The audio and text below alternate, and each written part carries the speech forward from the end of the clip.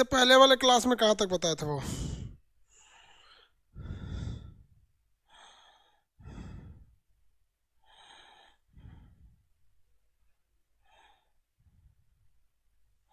चलिए हम भी खोल लेते हैं मैप का। नॉर्थ अमेरिका का ये जगह हो गया कनाडा। आप इसमें से बताते चलिए तो ये खाड़ी कौन सी खाड़ी होगी? ये हडसन की खाड़ी होगी। ये वाला स्टेट का अमेरिका का कौन सा है? अलास्का है। अलास्का है ना। चलिए अब हम थोड़ा सा भरवाते हैं। नॉर्थ अमेरिका खोलिए। नॉर्थ अमेरिका ग्रुप नंबर कितना है बाबू? ग्रुप नंबर 4 है। नॉर्थ अमेरिका खोलिए। Group number 4। ग्रुप नंबर 4 कह रहा है सर्वाधिक तटरेखा, सबसे लंबी तटरेखा किसकी है? कनाडा की है। सबसे पहले उसमें लिखा है सर्वाधिक तटरेखा कनाडा की है। Largest coastal line Canada, longest coastal line Chile है। भरिए, खोलिए जल्दी। Group number 4।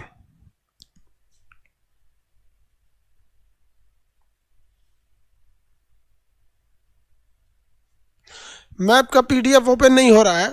आप फाइल मैनेजर में जाइए, वहाँ सेव हुआ होगा। नया नया लड़का सबका नहीं हो रहा है। हो गया। चलिए उसके नीचे देखिएगा 6वां कॉलम पे लिखा होगा कैनेडियन शील्ड के दक्षिण में 5 झील है जिन्हें ग्रेट लेक कहते हैं। देखिए इसके दक्षिण ये जो है ना, इस एरिया को कैनेडियन शील्ड कहते हैं। इसके साउथ एरिया में 5 झील है जिन्हें हम क्या कहते हैं? ग्रेट लेक कहते हैं। क्या कहते हैं? Great lake. ग्रेट लेक को शॉर्टकट में उन 5 का नाम लिखा है Huron, Ontario, Michigan, eri, superior लिखा है ना। तो उसमें जो 3 नंबर है ह्यूरॉन लिखिए, जो 3 नंबर लिखा है ना ह्यूरॉन उसमें लिखे यह यूएसए में है।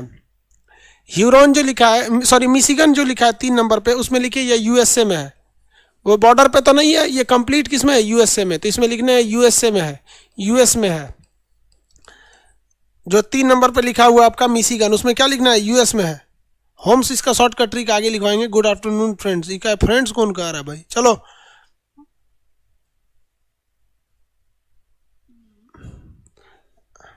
अरे ये क्या है मटेरियल? आपके मोबाइल में भी होगा, ये वहाँ से डाउनलोड कर लेंगे लोग। चलिए उसके नीचे क्या लिखा है देखिए, 5वां नंबर झील है जो सुपीरियर लिखिएगा। मीठे पानी का सबसे बड़ा झील, मीठे पानी का झील है। ये 5 मीठे पानी का है। इसमें सबसे बड़ा कौन है? इसमें 5 सबसे बड़ा है। 5 में सबसे बड़ा कौन है? सुपीरियर है। 5 में सबसे बड़ा सुपीरियर है। हो गया। उसके नीचे क्या लिखा है? रिमार्क लिखा है। तो रिमार्क में शॉर्टकट लिख दीजिए होम्स। रिमार्क में क्या लिख देंगे? शॉर्टकट में होम्स। रिमार्क में क्या लिख देंगे? शॉर्टकट में होम्स। हो गया। चलिए अब दाहिनी ओर आइए, सन बेल्ट लिखा हुआ है।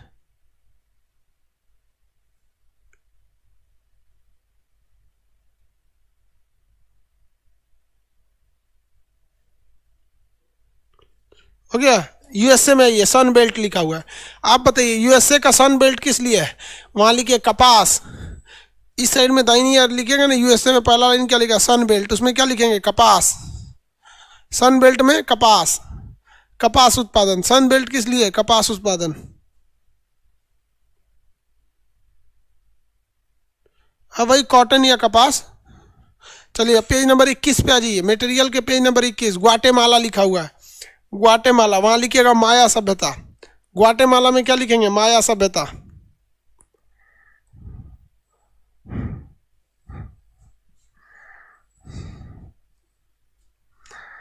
ग्वाटेमाला में माया सभ्यता।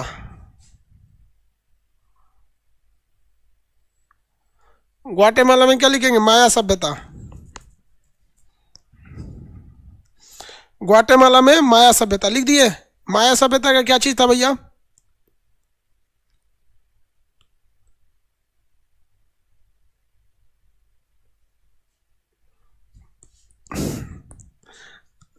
इनका कहना है कि सर अमेरिका का बॉर्डर स्ट्रेट क्यों है? देखिए अमेरिका का बॉर्डर इसलिए स्ट्रेट है जबकि यहाँ पे कोई बॉर्डर, यहाँ पर अगर आप देखेंगे तो यहाँ कोई रेगिस्तान नहीं। एक्चुअली ये लोग यहाँ पे जो इक्वेट रेखा गुजरती है ना 149 डिग्री, 49 डिग्री समानांतर रेखा जिसे अक्षांश कहते हैं, लेटीट्यूड, इन्होंने इस लेटीट्यूड को ही बॉर्डर मान लिया है। ये लोग पढ़े लिखे हैं, लोग लेटीट्यूड को बॉर्डर मान लिया इसलिए सीधा है, और हम लोग ने बॉर्डर खींच रखा है। चलिए अगला मटेरियल में देखेंगे, नीचे लिखा है 4A और इसमें लिखा है मध्य अमेरिका यानी वेस्ट इंडीज। तो लिखिए वेस्ट इंडीज। वेस्ट इंडीज में लिखेगा यह देशों का एक समूह है। वेस्ट इंडीज में लिखे it is a group of countries. West Indies लिखा ना, वेस्ट इंडीज लिखिए यह देशों का एक समूह है।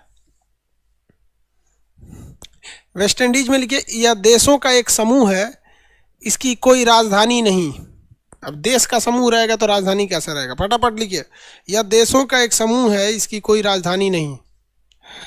यह देशों का एक समूह है, इसकी कोई राजधानी नहीं। देशों का एक समूह, भैया ये खाली है, जैसे ये खाली जगह दिख रहा है आपको, ये खाली जगह, इसी खाली जगह में क्या भरना है, यह देशों का एक समूह है, इसकी राजधानी नहीं, राजधानी नहीं है। हो गया। वेस्ट इंडीज के दो अन्य नाम होते हैं, इसे कैरेबियाई देश या एंटीलीज भी कहते हैं। लिखिए इसे कैरेबियाई देश या एंटीलीज भी कहते हैं। एस्किमो क्या होते हैं, कनाडा में वहां के जनजाति होते हैं लोग, एस्किमो लोग, वो बर्फ बना के रहते हैं लोग, एस्किमो, बर्फ के घर में रहते हैं एस्किमो। हो गया। देखिए इन्हें कैरेबियाई देश भी कहा जाता है, इसे एंटीलीज भी कहा जाता है। इन छोटे छोटे द्वीपों के समूह को इन्हें ही वेस्ट इंडीज कहा जाता है, इन्हें ही कैरेबियाई देश कहा जाता है, इन्हें ही एंटीलीज कहा जाता है। तो एंटीलीज की मोती क्यूबा या कैरेबियाई की मोती क्यूबा को कहा जाता है, एंटीलीज या कैरेबियाई की मोती क्यूबा को कहा जाता है। ये पूरे द्वीप समूह को हम लोग कॉमन मिला के इसी को हम वेस्ट इंडीज कहते हैं, इसी को कैरेबियाई देश कहते हैं, इसी को एंटीलीज कहते हैं, इसी को हम पश्चिमी द्वीप समूह भी कहते हैं, पश्चिमी द्वीप समूह। इसके 4 नाम है, देखिए याद रखिएगा, भूलना नहीं है। इसके कितने नाम है, 4 नाम है।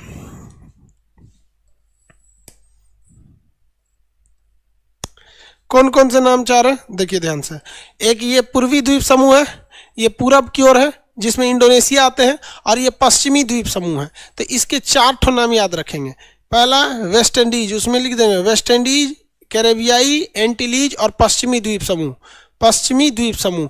तो इसी को हम लोग वेस्ट इंडीज कह दीजिए, इसको आप कैरेबियाई देश कहिए, इसको आप एंटीलीज कहिए, या इसको आप क्या कहिए, पश्चिमी द्वीप समूह। इसमें एक द्वीप नहीं है, कई देशों का ग्रुप है, शामिल है। आगे बढ़ जाए। वेस्ट इंडीज हो गया, वेस्ट इंडीज हो गया ना। अरे भैया वेस्ट इंडीज भर दिए लोग। क्लास 11 का एनसीईआरटी नहीं खुल रहा है, खुल जाएगा, कल सैटरडे है ना, कल संडे है, कल डाल देंगे।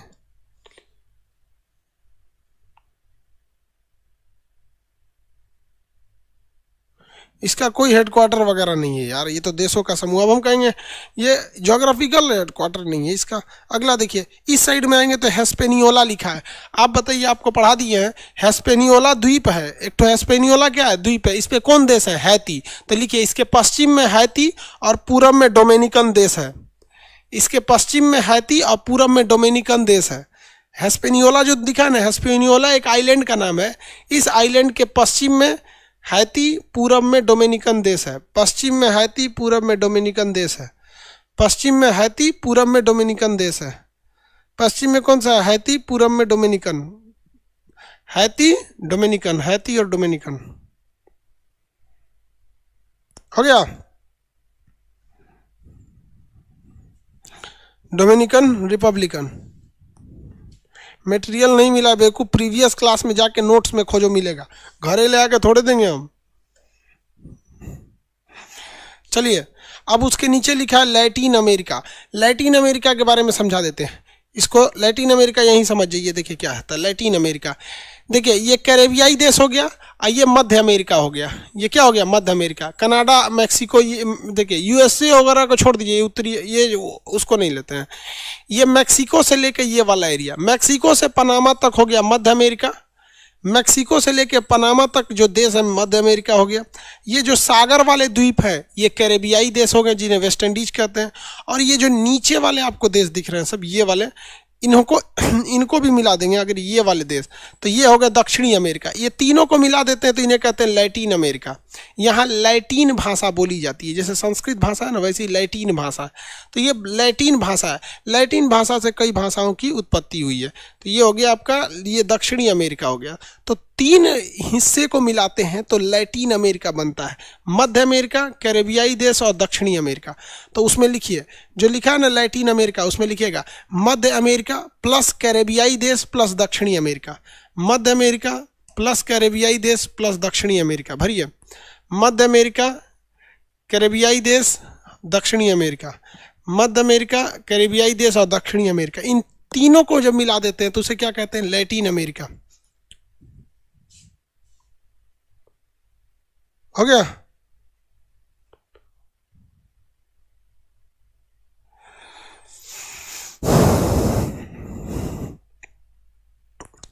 किसी को कोई दिक्कत नहीं ना?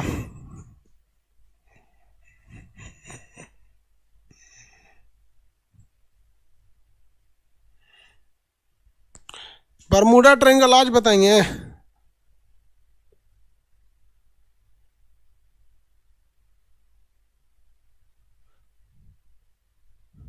चलिए आगे देखिए, बरमूडा ट्रायंगल बताए थे कहाँ है? यहाँ पर है, वो यूट्यूब पे लोड करेंगे उसका पूरा डिस्क्रिप्शन डाल के। चलिए उसके नीचे क्या लिखा है? दक्षिणी अमेरिका लिखा है ना, दक्षिणी अमेरिका। तो ये साउथ अमेरिका को हम लोग क्या कहते हैं? दक्षिणी अमेरिका। इसे हम लोग कहते हैं सांपों का द्वीप।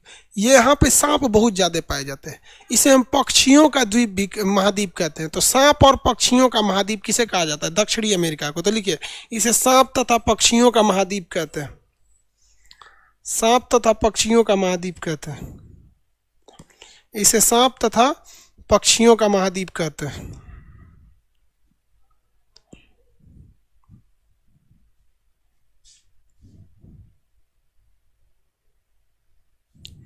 भर लिए? अब ट्रिनिडाड और टोबैगो छूट गया होगा। ट्रिनिडाड और टोबैगो छूट गया ना? ट्रिनिडाड और टोबैगो वो आपको भी नक्शा में दिखा देते हैं। देखिए, ट्रिनिडाड और टोबैगो छूट गया। ये उत्तरी अमेरिका है, दक्षिणी सॉरी उत्तरी अमेरिका। इसका एकदम नीचे आके देखेंगे ना, यहाँ पर तो मिलेगा आपको ट्रिनिडाड और टोबैगो, छोटे से द्वीप मिलेंगे दो ठो, ट्रिनिडाड और टोबैगो। ट्रिनिडाड और टोबैगो, ब्रायन लारा जो है ना यहीं का है, ट्रिनिडाड और टोबैगो का है। इधर देखिए, यहाँ पर, यहाँ नीचे आके देखिएगा तो यहाँ मिलेगा ट्रिनिडाड और टोबैगो। मिल गया? ट्रिनिडाड और टोबैगो, ट्रिनिडाड और टोबैगो, ट्रिनिडाड टोबैगो मिल गया। चलिए, ट्रिनिडाड और टोबैगो वहां लिखिएगा। यहाँ 18% हिंदू रहते हैं, 18% हिंदू लोग रहते हैं ट्रिनिडाड और टोबैगो में।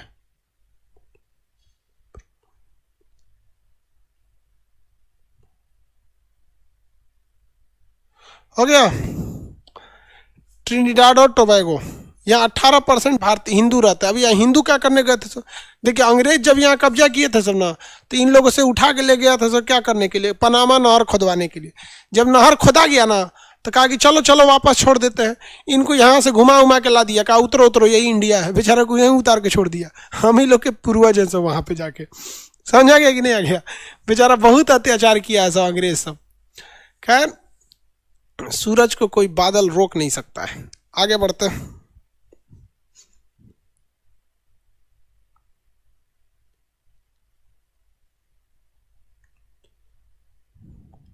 रवि रामपाल हिंदू है सर? हाँ बाबू, वो वेस्ट इंडीज का एक तो खिलाड़ी है, रवि रामपाल, उधर ही का है, बहुत अच्छा खिलाड़ी है। तो बहुत सारे लोग हैं। हालांकि हमको क्रिकेट में उतनी दिलचस्पी है नहीं, हमें क्रिकेट देखे हुए 12-13 साल हो गए क्रिकेट देखे हुए। 2008-9 का क्रिकेट देखे हम, उसके बाद क्रिकेट ही नहीं देखे। तो हमको दिलचस्पी नहीं है, ना क्रिकेट में है ना मूवी में है, किसी चीज़ में दिलचस्पी नहीं। आगे बढ़ जाए, साउथ अमेरिका स्टार्ट करते हैं। चलिए, अब साउथ अमेरिका जब स्टार्ट कर देंगे तब भरवाएंगे आपसे अब कुछ, अब इतना रहने देते हैं। पहले साउथ अमेरिका जब पढ़ा देंगे तब भरेंगे। चलिए, साउथ अमेरिका खोलिए। साउथ अमेरिका ये जो है, ये क्या है भैया? इसे ही को हम एंटीलीज कहते हैं, इसी को हम पश्चिमी द्वीप कहते हैं, इसे वेस्ट इंडीज कहते हैं, इसे कैरेबियाई देश के नाम से जाना जाता है। क्या कहते हैं? कैरेबियाई देश। कितने लोग बता सकते हैं कैरेबियाई में सबसे विकसित देश कौन सा है? कैरेबियाई में या वेस्ट इंडीज में सबसे विकसित देश कौन सा है? कितने लोग बता सकते हैं? कैरेबियाई में सबसे विकसित देश कौन सा है?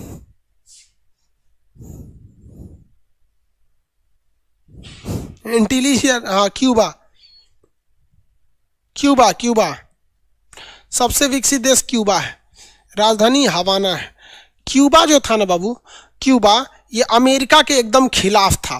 तो शीत युद्ध के दौरान रूस जो है ना, यहाँ ले आके अपना परमाणु बम रखा था कि सोच रहा मार देंगे अमेरिका को, धाए दे, इतना खचरा था रूस। तो अमेरिका कौन मार सीधा है, तो रूस के एकदम करीब था तुर्की, तो अमेरिका अपना परमाणु बम तुर्की में लिया के रखा कि तोरा मार देंगे हम।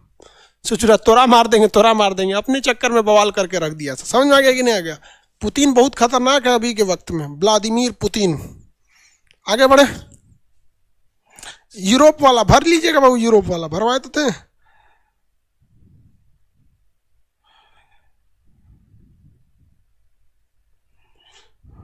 आगे बढ़े। हाँ यार, उस टाइम यूएसएसआर था, अब आप हम ही को सिखाने लगिएगा। कर रहे नहीं सर, आप गलत बोल रहे हैं, उस टाइम तो यूएसएसआर था। सही है बाबू, आप बता दिए ना। यूएसएसआर एक्चुअली क्या है कि एक इतिहास बन चुका है, इसलिए लड़कों को ज्यादा दिमाग पे यूएसएसआर हिट नहीं करता है। रूस बोलिएगा तुरंत हिट कर जाता है। बात समझ रहे हो? 1991 की बात है, आज से 30 साल पहले तो यूएसएसआर ने। अब हम लोग साउथ अमेरिका को देखते हैं। अब आप में से कितने लोग आंसर देने के लिए काबिल हैं कि साउथ अमेरिका और नॉर्थ अमेरिका को अलग कौन करता है? साउथ अमेरिका और नॉर्थ अमेरिका को कौन अलग करता है? कितने लोग बता सकते हैं?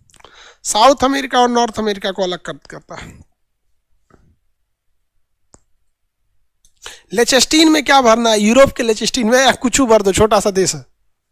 लेचेस्टीन की कोई विशेषता नहीं, फुटबॉल बहुत अच्छा खेलते हैं लेचेस्टीन वाले। Very good. पनामा, उजियार हो गया है सब। पनामा अलग करता है। कौन सा कनाल अलग करता है? पनामा। चलिए साउथ अमेरिका हम लोग अब देखते हैं। साउथ अमेरिका को देखते हैं। ये है ना पनामा, देखिए ये पनामा अलग कर देता है। पनामा किससे जाके जुड़ जाता है? तो कोलंबिया से जुड़ता है, एक देश है कोलंबिया। चलिए अब साउथ अमेरिका के बारे में पढ़ना चालू करते हैं।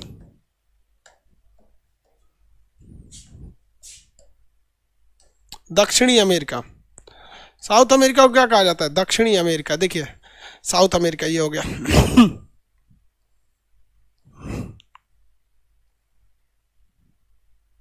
चलो अब इसमें अगर आप देखेंगे ध्यान से तो ये वाला जो जगह है ना, ये कोलंबिया है। ये जगह जो कौन सा है? कोलंबिया। एकमात्र देश जिसका नाम कोलंबस के नाम पर पड़ा है। कोलंबस वाला इसको खोज किया था, कोलंबिया को। इसका नाम किस पर पड़ा है? कोलंबस पर पड़ा है, कोलंबिया का। यहाँ पन्ना की एक होता ना, एमराल्ड पन्ना, अंगूठी पहना जाता है। हीरा पन्ना, हीरा नहीं, पन्ना अलग चीज होता है। तो पन्ना का यहाँ पे बहुत ज्यादा उत्पादन होता है कोलंबिया में। कोलंबिया पनामा नामक देश से जुड़ा हुआ है। इसका नाम कोलंबस के आधार पर पड़ा था, कोलंबिया का, कोलंबस के आधार पर। तो ये समझ में आ गया आपको, कोलंबस के नाम पर कौन सा देश पड़ गया? कोलंबिया। ध्यान से देखिए लोग, कोलंबिया मिल गया। कोलंबिया एकमात्र देश जिसका नाम खोजकर्ता के नाम पर पड़ा है। उसके बगल में मिलेगा वेनेजुएला। मिल गया वेनेजुएला। कितने लोग को मिल गया वेनेजुएला? मिल गया? वेनेजुएला नहीं मिला। ज्योग्राफी का क्लास आज नहीं हुआ है बाबू।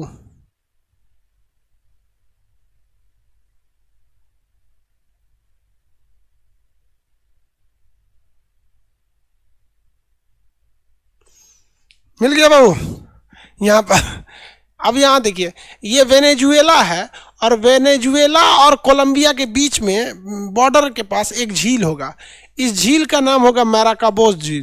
देखिए इस झील को देखिए, क्या कौन सा झील है? आंसर दीजिए, खोज के देखिए, वहां एक झील होगा। वो झील वेनेजुएला में है, लेकिन वो वेनेजुएला का झील किसके करीब है? कोलंबिया के करीब है। आप इस झील को खोज के बताइए कि ये कौन सा झील है, आप उसका आंसर दीजिए। कौन सा झील है बाबू? मोराकाबो झील। वेरी गुड, मोराकाबो झील। ये मैराकाबो झील पेट्रोलियम के लिए बहुत फेमस है। मैराकाबो झील में क्या निकलता है? पेट्रोलियम निकलता है। तो ये हो गया पेट्रोलियम। पेट्रोलियम, पेट्रोलियम यहाँ बहुत ज्यादा निकलता है, लेकिन एक खराबी है, वेनेजुएला का पेट्रोल दुनिया में सबसे सस्ता मिलता है, लेकिन इसमें बालू की मात्रा ज़्यादा रहती है, जिस वजह से इसे प्यूरिफाई करने में बहुत ज़्यादा खर्च आ जाता है। तो दुनिया में सबसे ज़्यादा पेट्रोलियम अभी भंडार कहाँ पर है? वेनेजुएला में। लेकिन इससे कोई ज़्यादा पेट्रोलियम खरीदता ही नहीं है, क्योंकि उसमें ज़्यादातर क्या लगा रहता है? पेट्रोलियम में बालू वगैरह रहता है। तो पेट्रोलियम का सबसे बड़ा भंडार अभी कहाँ पर है? वेनेजुएला में। तो बहुत ज़्यादा वहाँ पेट्रोलियम पाया जाता है। सबसे ज़्यादा विश्व सुंदरी जो होती हैं सब, ब्यूटी गर्ल्स, वो कहाँ पाई जाती हैं? सब वेनेजुएला में। सबसे ज़्यादा वेनेजुएला की लड़कियां क्या पाई जाती हैं? सुंदर होती हैं सब। वहाँ पे कितनों खा लेती हैं सब, मोटाती नहीं है सब। हम लोग मान लिया कि तनी बियाह हुआ, बियाह से पहले से जुड़ी साइकिल के टायर की तरह रहेगी, और जहाँ बियाह हुआ 1-2 साल बाद ट्रैक्टर का टायर हो जाएगी। आई एम शादीशुदा से जुड़ी, शादीशुदा बुलडोजर हो जाती है वहाँ पे। तो वहाँ सबसे ज़्यादा विश्व सुंदरी कहाँ होती है सब? वेनेजुएला में। आगे बढ़े। वेनेजुएला में दुनिया में सबसे ज्यादा महंगाई है। यहाँ का एक शासक था लोल, उसने क्या किया, नोट छाप के गरीबी दूर करने की कोशिश कर दिया। नोट छाप कर गरीबी दूर करेंगे तो और गरीबी आ जाएगी भयानक। नोट छाप के जहां गरीबी दूर करेंगे तो आपके देश में आ जाएगी महंगाई, और वेनेजुएला में आ गई है महंगाई। ये महंगाई इतनी भयानक है कि यहाँ पर 1 लाख रुपया 2 लाख रुपया दीजिएगा तो एक टाइम का नाश्ता मिलता है, ब्रेड मिलता है 2 लाख रुपया का। इतना भयानक है तो वेनेजुएला में। तो यहाँ पर नोट छाप के गरीबी दूर करने के लिए कोशिश किया गया था। समझ में आ गया। इसने एक ऑनलाइन पैसा बनाया जिसका नाम है पेट्रो। जैसे बिटकॉइन है ना, बिटकॉइन है, वैसे ही इन्होंने क्या बनाया था, पेट्रो बनाया था, क्रिप्टो करेंसी। वो देख नहीं सकते, ऑनलाइन ट्रांसफर कर सकते, बस इसमें से उसमें, उसमें से इसमें निकाल नहीं सकते, उसके लिए कोई एटीएम नहीं है। तो उसी को क्या कहते हैं, बिटकॉइन, क्रिप्टो करेंसी। तो इसने पेट्रो नामक क्रिप्टो करेंसी बनाया था। बताइए तो फेसबुक ने एक क्रिप्टो करेंसी बनाया था, उसका नाम क्या है? फेसबुक ने भी एक तो क्रिप्टो करेंसी बनाया था, उसका नाम बताइए। देखते कितने लोग बता सकते हैं। वेनेजुएला में शादी करेंगे, जरा कहीं का शादी करेंगे, कौन सी करेगा रे खूबसूरती लेके? कोई कितना भी खूबसूरत रहे, कितना दिन खूबसूरत लगेगा, दिन रात साथे बैठल रहेगा, 6 महीना में उब जाओगे। इंटरनल खूबसूरती देखना चाहिए, बातचीत व्यवहार कैसा है। हाँ, Libra, very good, Libra. Facebook ने भी एक क्रिप्टो करेंसी बनाया था, लिब्रा। सबसे फेमस क्रिप्टो करेंसी है बिटकॉइन, जिसको बनाया था सातोशी नाकामोटो ने। इसके बारे में एक यूट्यूब पर डिस्क्राइब में वीडियो बनाएंगे। हालांकि आप महंगाई से, गरीबी से महंगाई क्यों नहीं, नोट छाप के गरीबी क्यों नहीं दूर होती है, ये आप देख सकते हैं, यूट्यूब पर वीडियो बनाए हैं। नाम है मॉनेटरियल पॉलिसी ऑफ आरबीआई। तो लिखिएगा ना, reserve bank of India by Khan sir बता देगा उसमें आपको वीडियो में। तो ये वेनेजुएला समझ में आ गया। वेनेजुएला जो है वहाँ पर एक झील है, उस झील का नाम है मैराकाबो झील। लेकिन इसी वेनेजुएला के इस साइड वाले भाग में एक तो झरना है जिसका नाम है एंजिल जलप्रपात। क्या नाम है? एंजिल जलप्रपात। कितने लोग को मिल जाएगा? इस साइड में है वो एंजिल जलप्रपात, दुनिया का सबसे ऊंचा झरना एंजिल जलप्रपात। देखिए कितने लोग को मिला, ढूंढ के देखिए तो नक्शा में, एंजिल जलप्रपात, उस एंजिल जलप्रपात। एंजिल नहीं लिखा है आप लोग में ना, ग्यूरी जलाशय, एंजिल नहीं लिखा आप लोग में, एंजिल नहीं लिखा है, एंजिल जलप्रपात आप लोग में नहीं लिखा है। चलिए ध्यान दीजिए, छोड़िए, नहीं मिला कोई बात नहीं, यहाँ आप लोग में नहीं लिखा है। हम अब नक्शा जब पढ़ाएंगे तो आगे बता देंगे। उसके बगल में देखिए गुआना एक देश होगा, गुआना, बगल में एक देश होगा गुआना,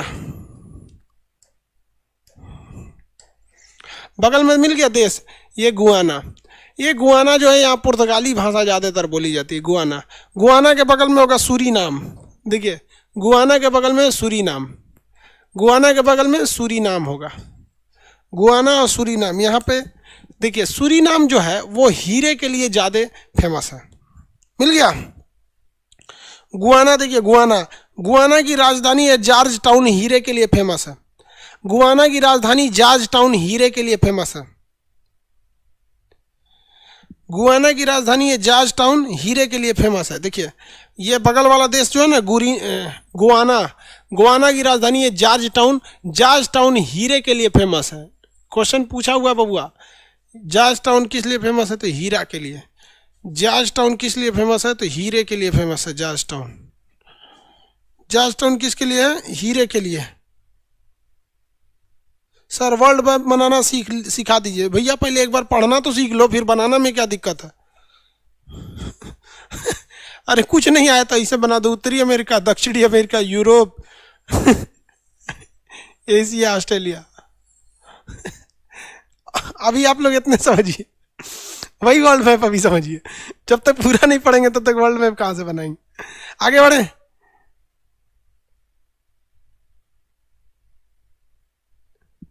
करा कि सर विषुवत रेखा, वहां से गुजरने के बाद भी वहां लड़कियां सुंदर कैसी हो जाती है, इसको बताएंगे जब विषुवत रेखा पढ़ाएंगे तब। वहां पे एक से एक खतरनाक मिलेगी सब। चलिए यहाँ देखिए, ये जॉर्ज टाउन हो गया। जॉर्ज टाउन के गुआना के बगल में सूरीनाम, सूरीनाम के बगल में आपको फ्रेंच गुआना मिलेगा जो फ्रांस का है।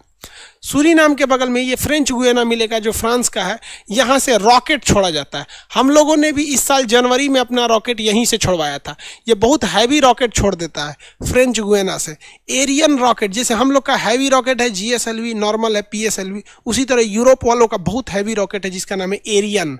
एरियन ये फ्रेंच गुयाना किस देश का है? फ्रांस का है। यहाँ फ्रांस का अभी भी कब्जा है, फ्रांस का फ्रेंच गुयाना मिल गया। फ्रेंच गुयाना जल्दी देखिए,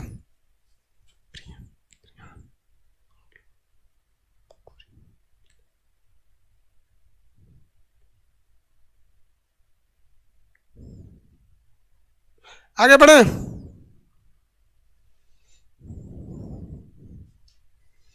मिल गया ये। सोचिए ये इतना दूर फ्रांस का कब्जा है। यहाँ पे फ्रांस कहाँ कहाँ कब्जा कर रखा है जरा देखिए तो बाबू। फ्रांस का यहाँ पर सुरीन, ये फ्रेंच गुयाना किसका है? इस फ्रांस का है। अब कितने लोग और बता सकते हैं फ्रांस का एक और जगह जो हिंद महासागर में है? देखते हैं कितने लोग बता सकते हैं फ्रांस का एक और जगह जो हिंद महासागर में है। कौन सा है फ्रांस का एक और जगह जो हिंद महासागर में है? अरे ओपेक बताएंगे बबुआ, पेट्रोलियम वालों के लिए ओपेक। स्क्रीन पर फोन नंबर लिख दे रहा है बाबू, जानबूझ के वो दिखाया गया है फोन नंबर।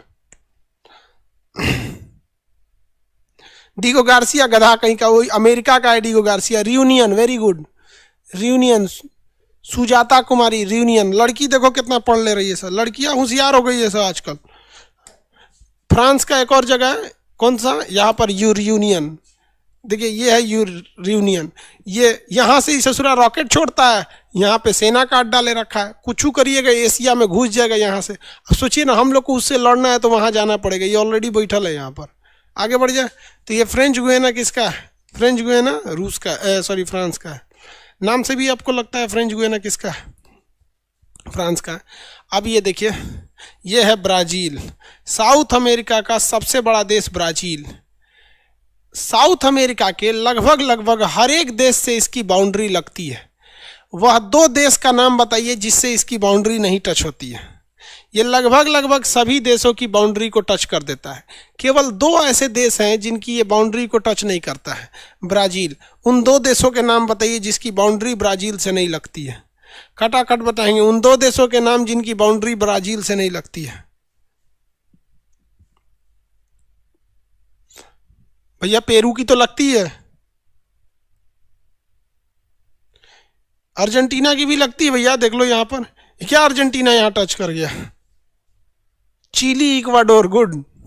चिली और इक्वाडोर का नहीं लगता। ये देखिए, ये चिली है, इसका नहीं लगता है, और ये इक्वाडोर, इसका नहीं लगता है। चिली और इक्वाडोर का छोड़ के इसकी बाउंड्री सबसे लग जाती है। चिली और इक्वाडोर को छोड़ के इसकी बाउंड्री सबसे लगती है, देख लीजिए आप। चिली और इक्वाडोर को छोड़ के इसकी बाउंड्री सबसे लग जाती है। ये है चिली, इससे नहीं लगती है। ये है, ये इक्वाडोर है, ये चिली है। केवल यही दो ऐसे कंट्री हैं। एक पहला कौन सा हो गया? चिली, इससे नहीं टच होगा। इक्वाडोर, बाकी सबसे टच कर जाता है, सबसे टच करता है। समझ आ गया?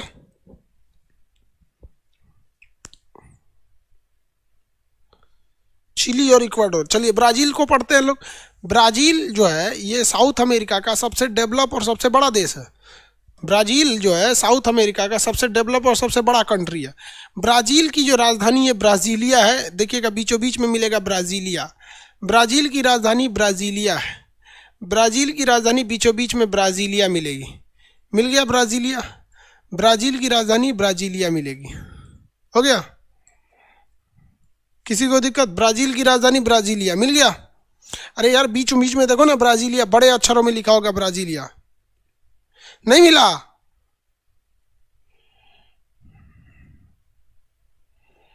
अरे बेवकूफ, सबको नहीं मिला। यहाँ पे ब्राज़ीलिया नहीं मिल रहा है।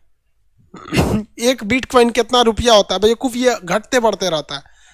आगे देखिए, ब्राज़ीलिया से हचाक से नीचे जाइएगा तो मिलेगा साओ पाओलो।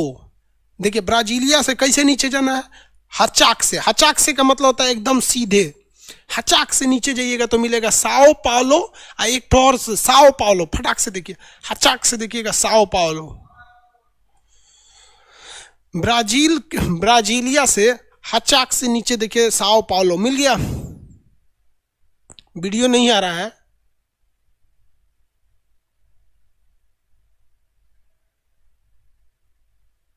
Very good. कई लड़के कह रहे हैं सर मेरा फर्स्ट क्लास है। फर्स्ट क्लास है तो प्रीवियस वाला देख के आइए।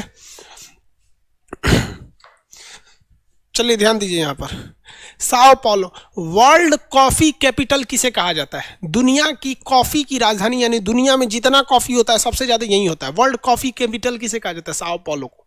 किसे कहा जाता है? साओ पाउलो को। सीजीएल में एक क्वेश्चन पूछा था, वह कौन सा बंदरगाह है? विच वन ऑफ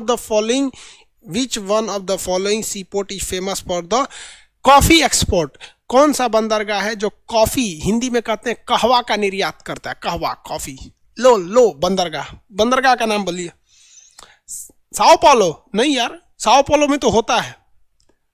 बेलेम नहीं, रबड़ के लिए बेलेम नहीं।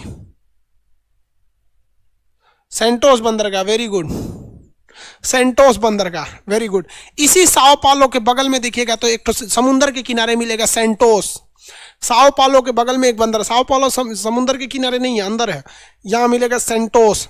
संतोष नहीं, सेंटोस। संतोष समझ आ रहा है सेंटोस बंदरगाह, सेंटोस।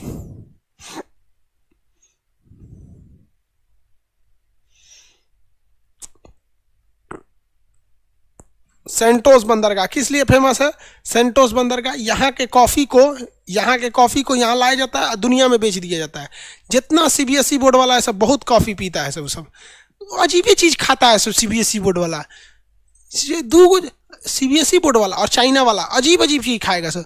सीबीएसई वाला गोभी जो होता है ना, गोभी उसको ऐसे रख के थोड़ा ऐसे कतली काटेगा, उसमें सॉस डाल देगा, चम्मच लगा खाएगा। What is this? Gravy chilli कौन ची खा रहा है? Gravy chilli.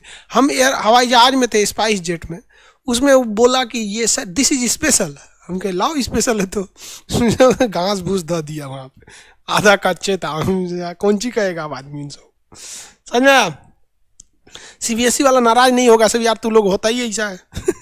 ऐसा चीजें खाते हैं सब। सीबीएसई वाला घुसिया जाता है सब।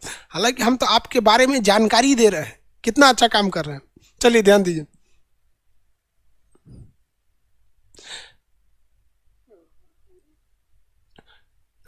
एक कह रहे हैं कि भैया सर हम I am beginner, what is the meaning of tundra? Babu tundra खुद ही इंग्लिश होता है। टुंड्रा और टाइगा हिंदी नहीं है, खुद इंग्लिश है।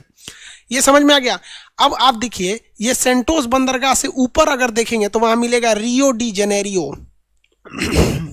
रियो डी जेनेरियो,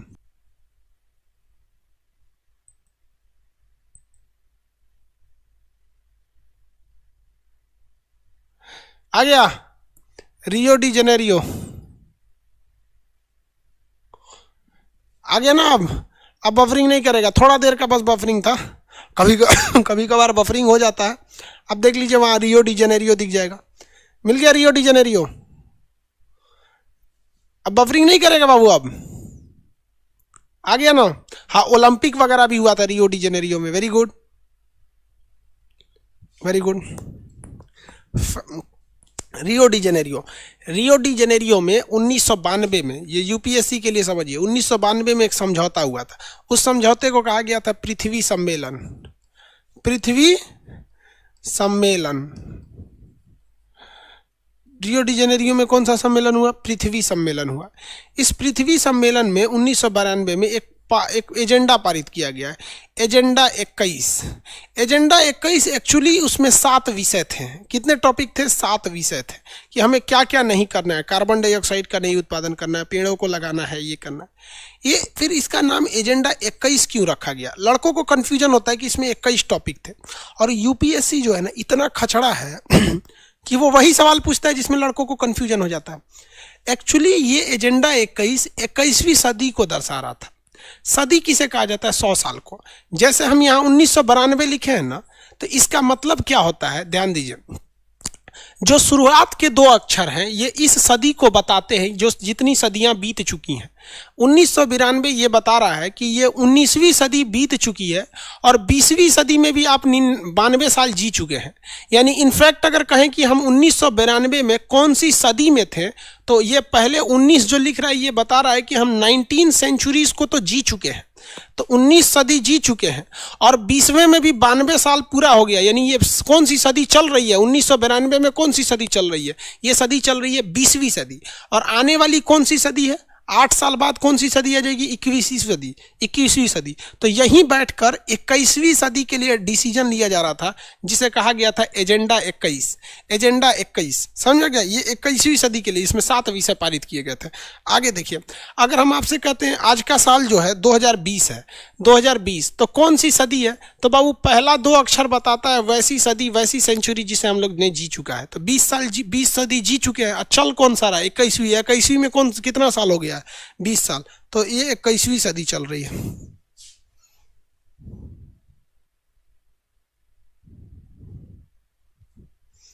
आगे बढ़े, ये हो गया यहाँ पर। अब यहां से देखिए, रियो डी जेनेरियो से हचाक से ऊपर जाइएगा तो बेलेम बंदरगाह मिलेगा। बेलेम। हचाक से ऊपर जाइएगा तो बेलेम मिलेगा। ऐसे जाइए, हचाक से ऊपर बेलेम।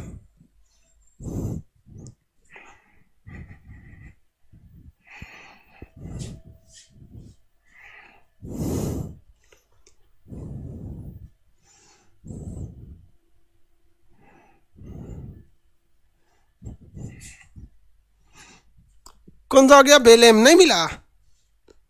मिल गया। हाँ, यहां से क्या चीज होता है? रबड़ का एक्सपोर्ट किया जाता है। रबड़, रबड़ का एक्सपोर्ट किया जाता है। रबड़ वगैरह, टायर वगैरह में भी बनते हैं, रबड़ का जहां जाए तो ये रबड़ का एक्सपोर्ट किया जाता है। अब आप में से ये कितने लोग बता सकते हैं ये कौन सी नदी होगी जो हम बना रहे हैं? ये कौन सी नदी होगी? ये कौन सी नदी होनी चाहिए? कौन सी नदी है? अमेज़न नदी। हचाक से नहीं समझता है सभी, सब सीबीएसई वाला नहीं समझता। हचाक से मतलब स्ट्रेट ऐसे। तो ये देखिए, ये है अमेज़न नदी, दुनिया की सबसे चाकर नदी। चाकर मतलब समझते हैं? ब्रेथ जिसका ज्यादा होता है। जब चौड़ाई ज्यादा हो जाएगा ना तो पानी भी ज्यादा हटेगा। तो दुनिया में सबसे ज्यादा पानी अमेज़न नदी, सबसे चौड़ी नदी अमेज़न नदी, सबसे बड़ी नदी अमेज़न नदी। नील नदी तभी लगाइएगा जब लंबा शब्द का प्रयोग करेगा। लॉन्गेस्ट रिवर इज नील नदी, but largest river, biggest river सब कौन सा आ जाएगा? अमेज़न नदी। कौन सी नदी? अमेज़न नदी। अमेज़न नदी में इतना बेवकूफ वाला आजकल सवाल नहीं पूछता है कि सबसे चौड़ी नदी कौन है, ये नदी कौन है। पूछता क्या है कि अमेज़न नदी दुनिया की सबसे चौड़ी नदी है, ये ब्राजील में पाया जाता है। इसकी सबसे बड़ी ट्रिब्यूटरी यानी सहायक नदी कौन सी है? इसकी सबसे बड़ी ट्रिब्यूटरी। तो इसमें बहुत सारी नदियां ऊपर से नीचे से आके मिलती हैं, लेकिन एक इसमें नदी आके मिलती है जिसका नाम है मेडिरा नदी, नीचे से। ये इसकी सबसे लंबी सहायक नदी है। देखिए, मेडिरा नदी इसकी सबसे लंबी सहायक नदी है, नीचे से आके मिलेगी इसमें मेडिरा नदी। मिल गया मेडिरा? नेग्रो नहीं रे, वो मेडिरा। मेडिरा इसकी सबसे लंबी सहायक है।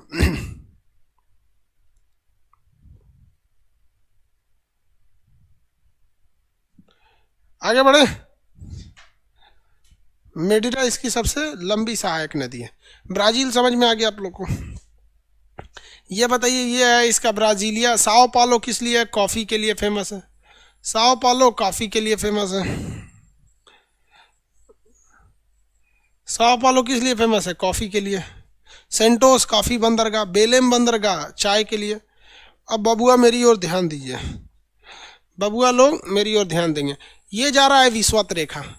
विषुवत रेखा पे ससुरा ऑलरेडी इतना बारिश होता है, भयानक बारिश, बारिश की तो कोई कमी नहीं। उसके बाद राह कसर पूरा कर देती है ये अमेज़न नदी और मेडिरा नदी।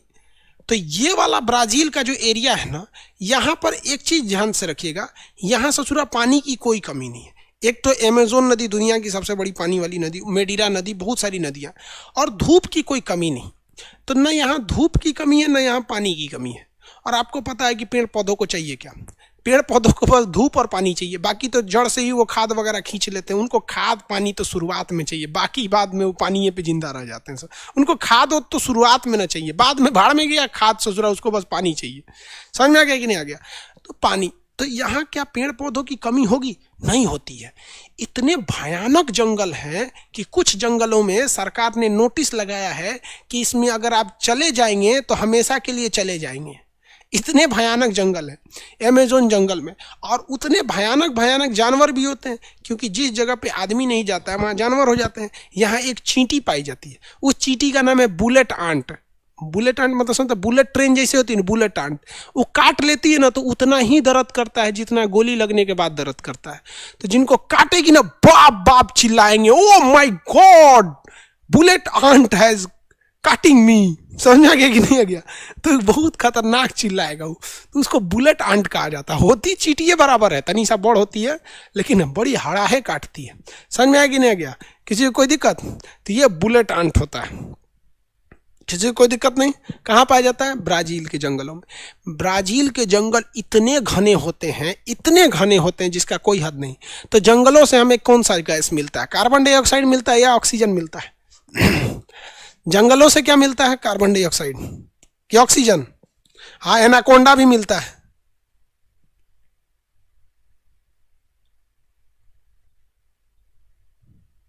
हाँ हाँ, वेरी गुड। देखिए ये काम क्या करता है? जंगल कोई काम नहीं करते, आपसे क्या ले लेते हैं? CO2 ले लेते हैं, बदले में आपको क्या दे देते हैं? ऑक्सीजन दे देते हैं। यही ना काम करते हैं। अरे CO2 लेके ऑक्सीजन दे देते हैं। CO2 और ऑक्सीजन का लेन देन हमारे शरीर में और कौन सा अंग है जो करता है? CO2 को लेन देन, CO2 और ऑक्सीजन का एक्सचेंज कौन करता है? फेफड़ा करता है।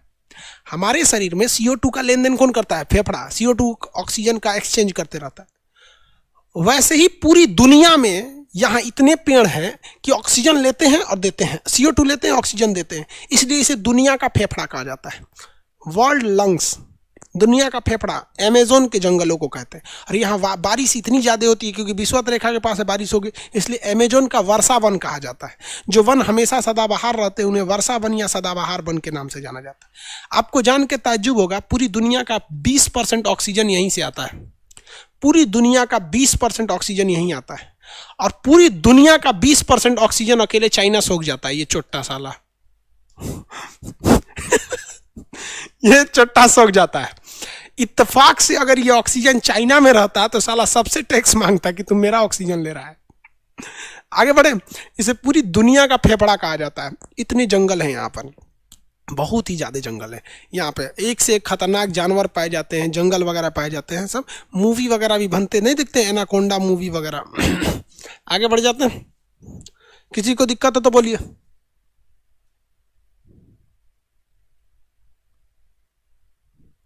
दरोगा में एडमिशन अब नहीं होगा।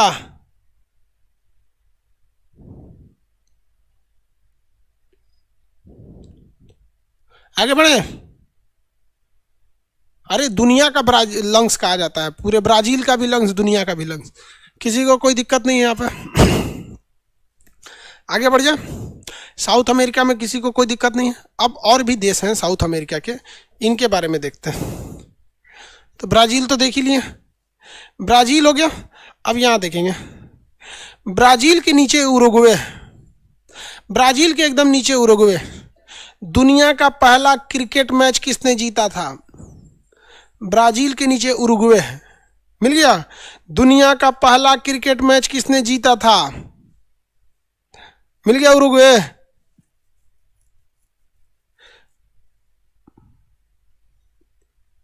मन्या जी आप 8 में पढ़ते हैं और ICSE बोर्ड से। वेरी गुड बाबू, अच्छी बात है। क्लास 8 में पढ़ते हैं, अब यहाँ कर रहे हैं आप। मतलब क्या चाहते हैं कि एक ही बार ग्रेजुएशन करके UPSC टॉप करना चाहते हैं? अच्छी बात है। देखिए ऑफलाइन क्लास जब हम लेते थे, अभी लॉकडाउन की वजह से तो ऑफलाइन क्लास, कोरोना की वजह से तो बंद ही चल रहा है, तो जैसे लड़कों को दिखाते थे कि देखो बाबू ये उरुग्वे है, अब पूछते थे कि पहला क्रिकेट मैच किसने देखा? लड़कों ने मार दिया उरुग्वे।